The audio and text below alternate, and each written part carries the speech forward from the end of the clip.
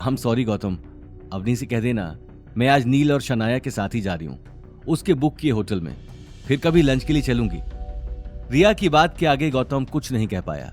हालांकि वो भी रिया को वहीं लेकर जा रहा था। वहीं रिया की बात सुनकर नील की आंखें खिलखिला उठी थी और यही बात गौतम को पच नहीं रही थी।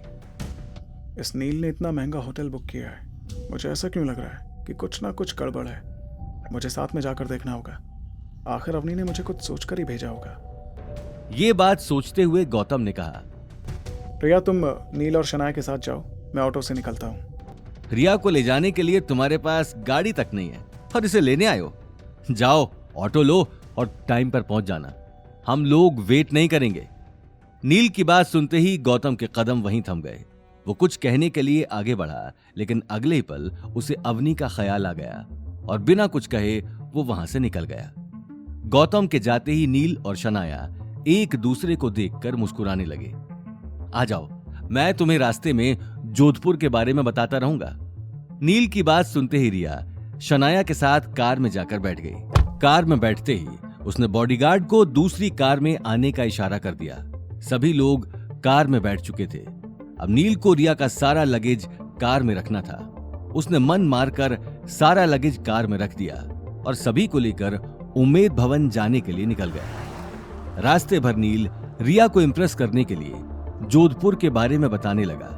वो कभी रिया को बैक मिरर से देखता तो कभी अपने जोक सुनाकर उसे हंसाने की कोशिश करता, लेकिन रिया भी कहीं ना कहीं इस बात को समझ चुकी थी।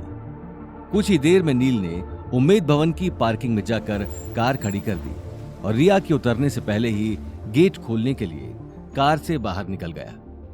कार से बाहर आते ही रिया उम्मेद भवन को चारों तरफ से देखने लगी। उसने वैसे कई बार इसका नाम सुना था और वो ये बात अच्छे से जानती थी कि उम्मेद भवन जोधपुर के सबसे लग्जरी होटल्स में से एक था। चलो रिया, मैंने इस होटल में हम तीनों के लिए प्राइवेट बैंक्वेट बुक किया है, हम वहां आराम से बैठकर बात करेंगे। Private banquet? Are you sure?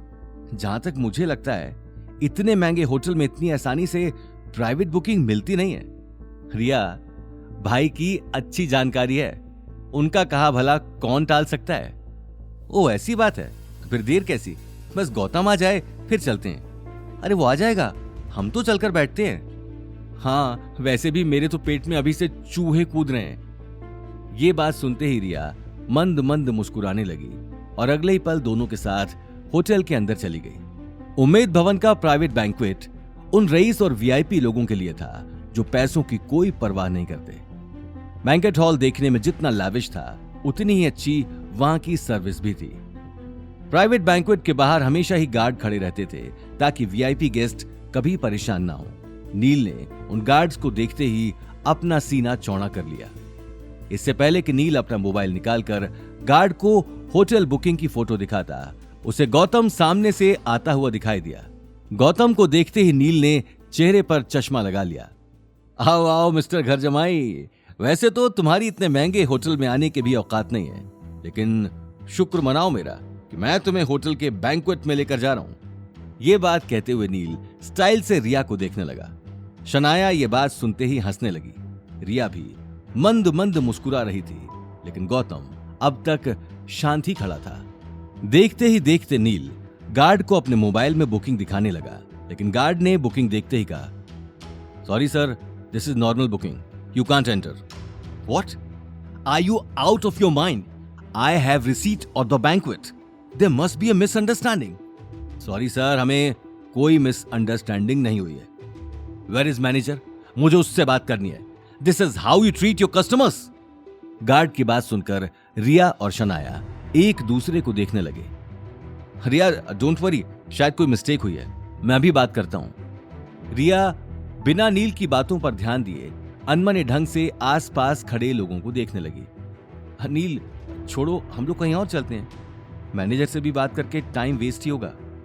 No वे, हम आज लंच करेंगे तो यहीं करेंगे, मैंने तुमसे वादा किया है, बस एक बार मैनेजर को आने दो। रिया नील की जिद के आगे कुछ कह नहीं पाई। वहीं दूसरी तरफ नील की तेज आवाज सुनकर गार्ड ने उसी वक्त मैनेजर को बुलाकर सारी बात बता दी। आगे की कहानी जानने के लिए। देखिए अगला एपिसोड सिर्फ पॉकेट एफएम के यूट्यूब चैनल पर और रॉयल वारिस के सारे एपिसोड्स को सुनने के लिए डिस्क्रिप्शन में दी लिंक से डाउनलोड करें पॉकेट एफएम ऐप।